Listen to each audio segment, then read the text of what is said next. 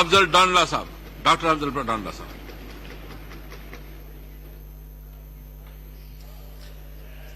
نیند درد کے بستر پہ بھی آ سکتی ہے.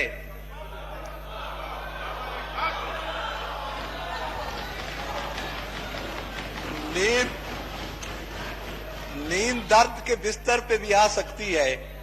ان کی آغوش میں سر ہو یہ ضروری تو نہیں، اور سب کی نظروں میں ہو ساکی یہ ضروری ہے، مگر سب پہ ساکی کی نظر ہو یہ ضروری تو نہیں. جناب سپیکر، بجٹ پہ سپیچ میں اور سنا دوں گا. ایک no cross talk please, no cross talk please. Budget speech کے ان آخری مراحل میں پنجاب کا پسماندہ ترین ضلع راجن پور ہے، ریاض محمود کو مل گئی باری، اور دوسرا پسماندہ ترین ضلع بکھر ہے. سیکنڈ لاسٹ شاید میں ہوں گا، مجھے بھی مل گئی. آپ کا بہت مہربانی. ہماری پسماندگی کو مد نظر رکھتے ہوئے ہمیں یہاں بولنے کی اجازت دیا کریں، کیونکہ میں 1,40,000 ووٹ لے کے آیا ہوں، اور علاقے کے لوگ پوچھتے ہیں کہ آپ کیوں نہیں بولتے اسمبلی میں ہمارے مسائل کے لیے. کبھی تو بیعت فروخت کر دی، کبھی فصیلیں فروخت کر دی. کبھی تو بیعت فروخت کر دی، کبھی فصیلیں فروخت کر دی. میرے وکیلوں نے میرے ہونے کی سب دلیلیں فروخت کر دی. وہ اپنے سورج تو کیا جلاتا، میرے چراغوں کو بیچ ڈالا. فرات اپنے بچا کے رکھے، میری سبیلیں فروخت کر دی. جناب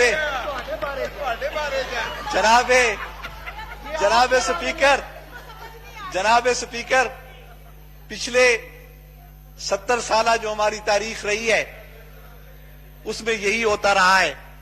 لیکن میں دعا کرتا ہوں کہ اب پاکستان وہ پاکستان بن جائے جس میں امیروں کے فرات بے شک سلامت رہیں، لیکن غریبوں کی سبیلیں بھی نہ بکیں. یہ وہ پاکستان ہو جس میں امیروں کے سورج ضرور چمکتے رہیں، لیکن غریبوں کے جھونپڑوں کے چراغ بھی ضرور جلنے چاہیے.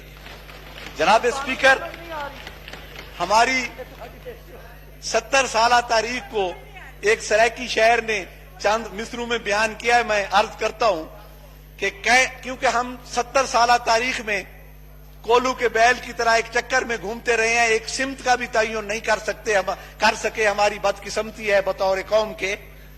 کہیں سمت دا کوئی اندازہ نی صورت ابھار یا لاہتے ہیں.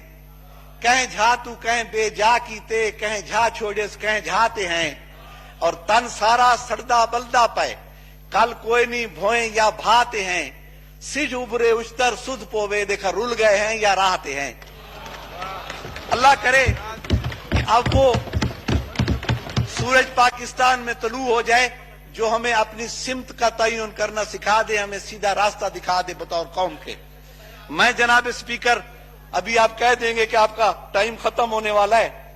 ایک تو یہ کہوں گا کہ یہ زرعی ملک ہے، زراعت کو اس بجٹ میں اس طرح سے فوکس نہیں کیا گیا جو اس کا حق بنتا تھا.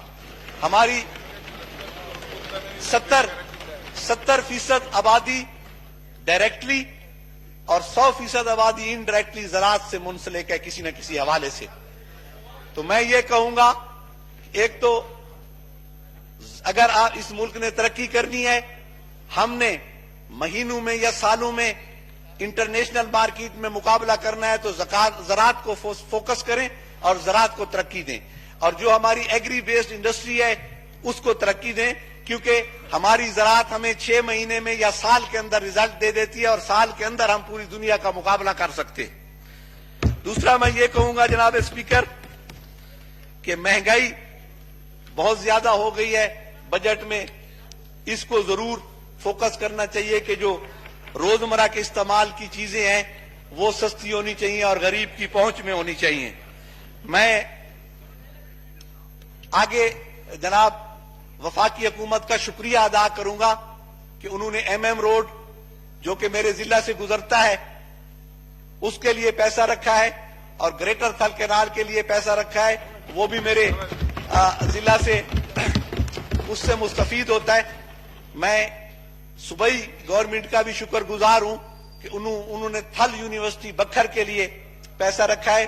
हम हुकूमत का शुक्रिया अदा करते हैं और ये शो करता है कि पहली दफा पसमानदा इलाकों को फोकस किया गया और इन पसमानदा इलाकों के लिए भी पैसे रखे गए हैं। जनाबे स्पीकर, रोड सेक्टर में मैं अपने जिला के लिए कहूंगा कि एक हमारा रोड है जो झंग बखर रोड जिसे कहते हैं, वो जिला झंग से लेके बखर आता है और फिर डीआई खान जाता है।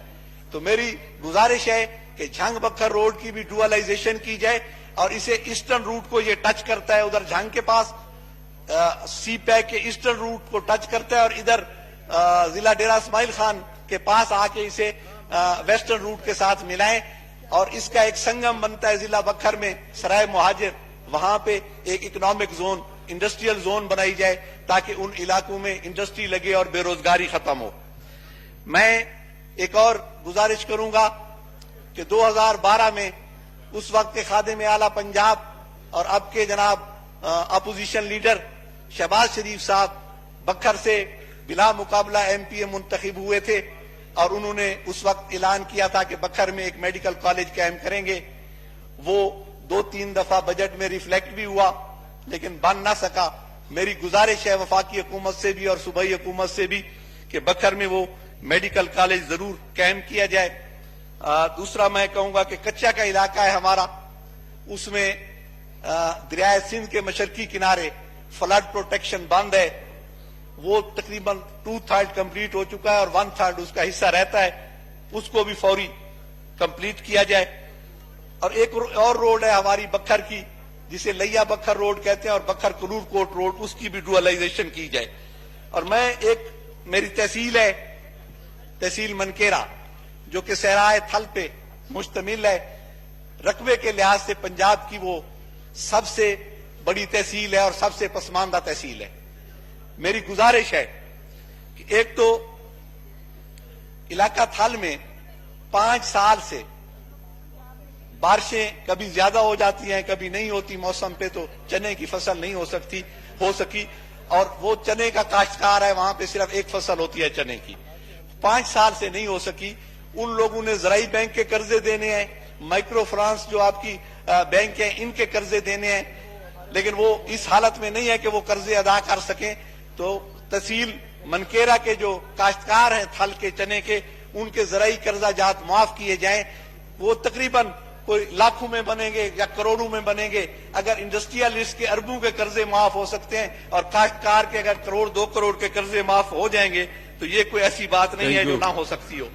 सर एक और बात मैं कहूंगा कि जो थल के अंदर बहुत सी जमीन पड़ी है जो कि मैं चाहता हूं कि सरकारी जमीन पड़ी है कि वो थल के बेजमीन काश्तकारों को अलाट की जाए ताकि वो वहां अपनी काश्तकारी कर सके।